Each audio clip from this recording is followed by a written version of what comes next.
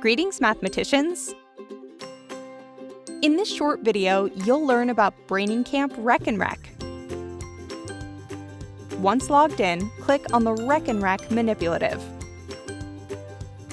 In the toolkit on the left, you will find 3 versions of the Rekenrek: a 10-bead, a 20-bead with 2 rows of 10, and a 100-bead Rekenrek. The start position for all Rekenreks is all beads pushed to the right side of the frame.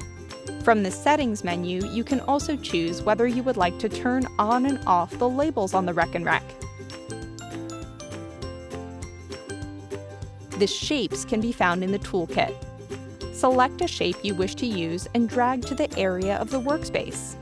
Use the menu of options in the Settings menu on the side of the screen to change the stroke width and color of the outline and fill.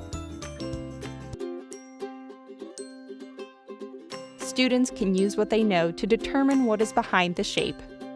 Now you are ready to use Brainingcamp Rekenrek. If you want more practice with the general interface, we encourage you to watch the Getting Started with Brainingcamp tutorial video. Remember, each manipulative has its own tutorial video with details specific to each. Let us know if you have any questions.